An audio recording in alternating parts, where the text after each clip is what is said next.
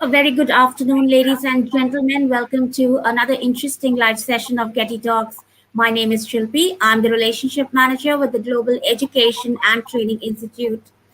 Well, we always have been talking about the welfare of the students since the pandemic began, their physical health, their mental health, their stress.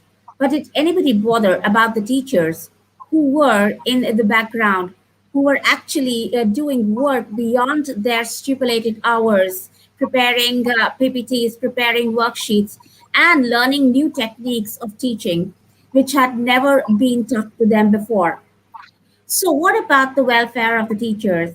What about their well-being, their spiritual and mental well-being? So, that is what is the topic of our guest today, Ms. Sheetal Gulati, who is a TGP and activity coordinator with Brain International School in New Delhi, and she has a lot many experience in varied fields in education itself. And very recently, she also won the Siksha Gaurav Award in December 2020.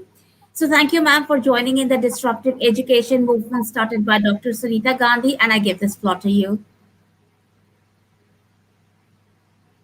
Hello, everyone. A very warm welcome to the presentation today.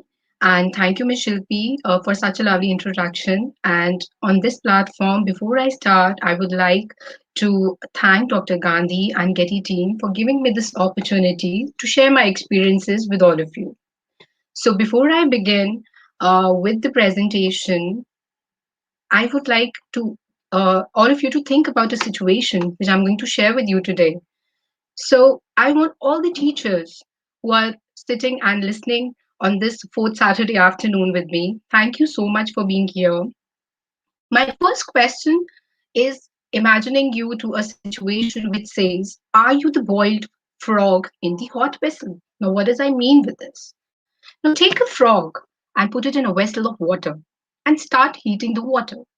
Now, as the temperature of the water rises, the frog is able to adjust its body temperature accordingly. The frog keeps on adjusting with the increasing temperatures. Now, just when the water is about to reach the boiling point, the frog is not able to adjust anymore. At that point, what happens? The frog decides to jump. The frog tries to jump but is unable to do so because it has lost all its strength in adjusting the water temperature. And what happens? What happened to the frog? Very soon the frog dies. Now comes the important question which I have for you. What killed the frog in this situation? So, what do you have to say? What killed the frog? I hope most of us would say that it was the boiling water which killed the frog. But, dear friends, the truth is not that. It was the inability of the frog to decide when it had to jump out, which killed the frog. I hope you all agree to the situation. And why I'm giving you this example is this is what is the situation of all our educators like me, the mango teachers, I say, because it's like the arm janta you're talking about. You know, we are facing it every day and we're not able to decide. And in the mean of saying jumping or adjusting, adjustment is good. But again, as I say, you should know the difference when to jump and when to adjust. We all need to do that with people and situations around us. But there are times when we need to face the situation and take appropriate actions also. Fight for it and do it with all honesty and sincerity. By fighting, I don't mean that, we have to hit each other, we have to do that. Fighting means to voice your opinions and basically stand for yourself and take a firm action. If we allow people to exploit us emotionally, physically, financially, or mentally, they'll continue to do so. So let us decide when to jump and when we still have the strength in us. This is what actually we don't understand. We keep waiting for the time, and by that time, the strength in us finishes off, and then even if we try to jump, we cannot do so. So, this is the reason I shared this experience with you so that you can give 5 minutes to the situation and imagine that this is actually happening with us or not. We can say what is right and what is wrong, adjust or jump. Now, I move to the next question with this. When a teacher says, "How can I be helpful?" Now, this is again a very simple question, but yeah, we all are using this question many times in our classrooms. And in fact, not even classrooms, maybe because of this online structure, we are using it very often. So, this is a very powerful question. It conveys a recognition of pain or distress and a level of sympathy rather than judgment. There is no stigma. It is an opening, a lifeline to that kid. It is a way of saying, "I know you need help and I want to help you get it." It doesn't mean that the teacher can fix whatever is wrong, but yeah, it means that the teacher will help connect the child and solve that problem. This is what we are doing every day, right? So, with that, there's a famous quote which I would to reflect on with people are using for us. He who can does, he who cannot teaches. Why? Because this quote has added to the popular notions that the teaching profession is the easiest of all. We have you not heard people talking about the perks of being teachers? Like they get back home very early, or they're getting long holidays. So whenever we are deciding any future of any child, so these are the perks which comes to the minds of people, and I can correlate to this with especially the married women. They're often hearing such comments. So for those people, I have a lot to tell them whether teaching is stressful or not. So with that, I want to tell you that the teachers are constantly working on a lot of technologies these days. Modern teaching involves experiential learning. Teachers should be encouraged to use various tools like documentaries, animations, museum, national parks, art and crafts, everything from head to toe to educate students about a subject. Such engaging methods ensure participation and improve the quality of learning, thereby creating a satisfying outcome for both teachers and students as well. So when I talk about this, we can understand, what stress they are undergoing. So a mentally relaxing environment is very, very essential for a teacher to work on all these things. And this I can say with this proof that it is, according to the National Foundation for Educational Research, a theory says 20% of teachers are tensed about their jobs all the time. And for the other professions, this number drops to 13%. So, with this, we come to know that a positive environment is very, very essential for the teachers to work in a balanced form. Wellness of teachers has been linked to the effectiveness of teaching also. It has a positive impact on the achievement of students. The objective of all teaching activities must be a free exchange of knowledge. Students can always use scores of digital resources to seek information. However, it is the teacher who gives the correct perspectives to process this information. So, a mentally relaxed and blissful teacher brings positive energy to the session. So I hope you all agree to the research and to the links which I'm trying to make you understand the emotion we are bringing into the class and what is actually required. So where medical researchers have also discovered that in classrooms of teachers who admit higher levels or burnouts, students tend to have higher levels of cortisol. Now, what is a cortisol? It is a stress hormone. So, similar studies have also confirmed that stress suffered by teachers can be passed on to the students. And there are unaddressed needs of the students which can increase the stress for teachers as well. This is what you're facing every day. Unaddressed need means the needs of the children which we are facing outside classroom. There are things you can't talk in the classroom because then again we have to think about the emotional, the physical, and the mental health of students. And as a teacher, it's a very, very responsible job. So, in fact, when we're doing this, we're making sure that we're not discussing all the issues in the class in front of children or maybe during school hours, because then the curriculum, the syllabus, everything again is into the hands of a teacher for completion.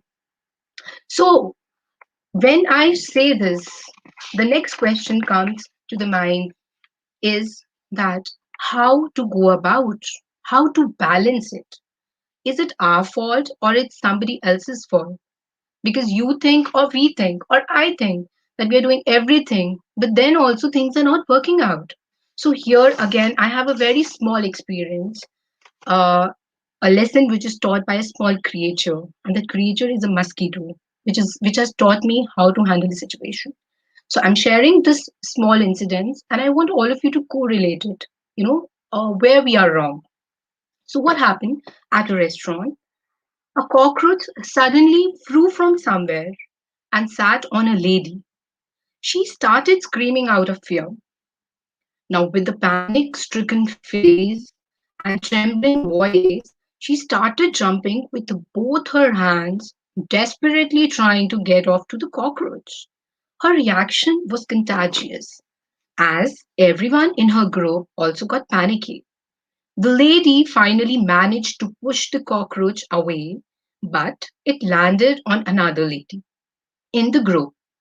Now, it was the turn of the other lady to continue the drama. So the waiter rushed off to the rescue, and in the relay of throwing the cockroach, next fall upon the waiter. Now the waiter stood firm, composed himself, and observed the cockroach on his shirt. When he was confident, he grabbed it with his finger and threw it out of the restaurant. Now, sipping my coffee there and watching the amusement of the antenna of my mind picked up a few thoughts, and I started wondering. Now, what was I wondering there? Was the cockroach responsible for their histrionic behavior? If your answer is yes, then why was the waiter not disturbed? Now, this situation can be compared to the situation of our classrooms, when we go there, when we're talking there, when we're teaching there. Little things which create chaos. It's not in the classroom. I'm just talking about the working environment also. So, what happened? If that was the reason, then why was the waiter not disturbed? He handled it nearly to perfection without any chaos. And it is not the cockroach, but the inability of those people who cannot handle the disturbance which was caused by the cockroach that disturbed the ladies. So, what lesson did I learn there? I realized there that it is not the shouting of your boss, of the children, or if I compare at home, my husband, my father, my mother, or anybody who's shouting at me, but it's our responsibility to take action there, to be responsible and handle the situation in a softer manner. So basically, it's our inability. It's not the traffic jams, that disturb us on roads. More than the problem, it is our reaction to it that creates chaos in our lives. So, dear friends, this is what I want to bring to the minds of all the teachers who are listening this today. That whatever be the situation, the responsibility of yourself also come on our shoulders. So you should take charge of your life. Now, what does that mean? Taking charge of your life, that you can't, even if you're doing such an important role, please think about your individual roles as well. You have to take charge of yourself. You have to think about where something is going wrong, what to be done, how to be solved, because after all, it's your mental and spiritual well-being. Now the question arises, if I'm talking about taking charge of your life, what are you going to do? See, what I feel is that in this world out there, people have a very wrong idea of success, first of all, because people think success means achievement, and having all the world is prompting to you, promoting to you, the more you have, the more successful you are, the more happy you are. And that's a complete wrong idea of successful people. This is what I believe, because when you're wanting to achieve, to get the best, obviously you have to work hard. But in that working hard, please don't forget your health, your family, your hobbies, etc., etc., etc. Because even after achieving all those things, even after doing so much hard work, the results are not up to 100% because we forget ourselves. When you start prioritizing your things, this is very important. When I talked about health, family, hobbies, etc., etc., this is where we need to prioritize things. We just have an excuse, मेरे पास time नहीं था.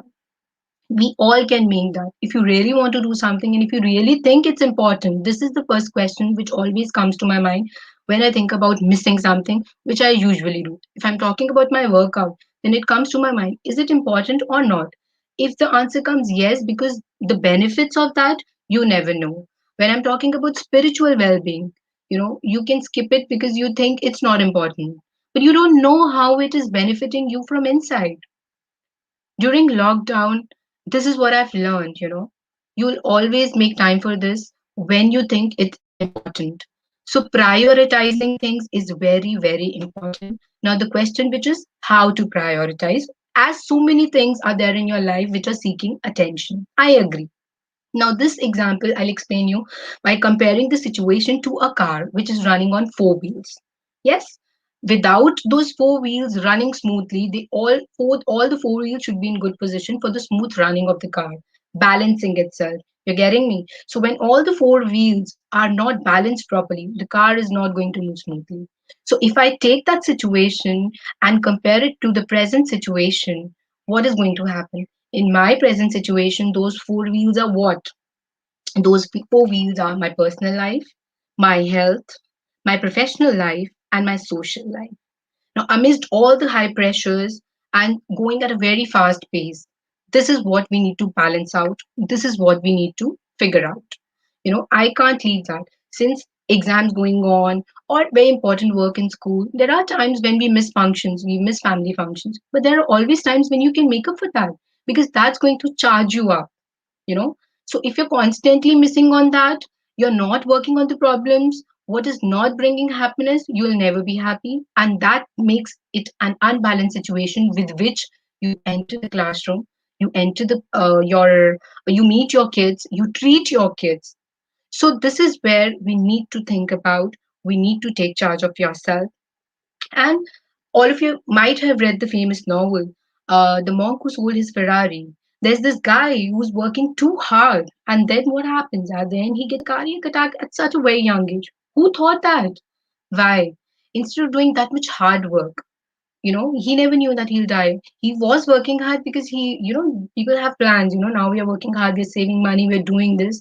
And after a few years, what are we going to do? We are going to, chill out, relax with everything we have achieved. But who knows what's going to happen tomorrow? And today, if you're not taking charge of yourself, your body, your mind, who knows you'll be alive tomorrow. This is what happened with that guy. So we have to think what's going to take us ahead.